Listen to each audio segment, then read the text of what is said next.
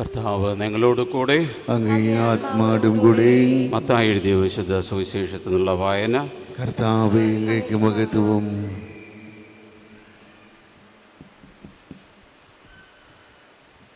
അക്കാലത്ത് യേശു തൻ്റെ ശിഷ്യന്മാരോട് അരുളി ചെയ്തു, വ്യാജമായി ആണയിടരുത്.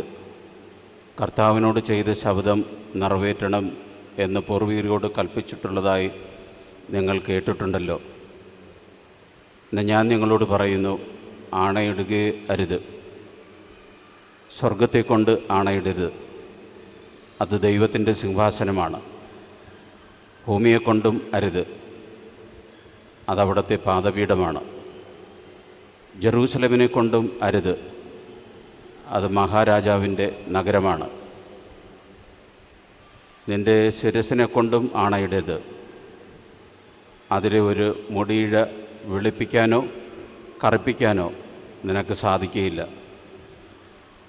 നിങ്ങളുടെ വാക്ക് അതെ അതെ എന്നോ അല്ല അല്ല എന്നോ ആയിരിക്കട്ടെ. ഇതിനപ്പുറമുള്ളത് ദുഷ്ടനിൽ നിന്ന് വരുന്നു.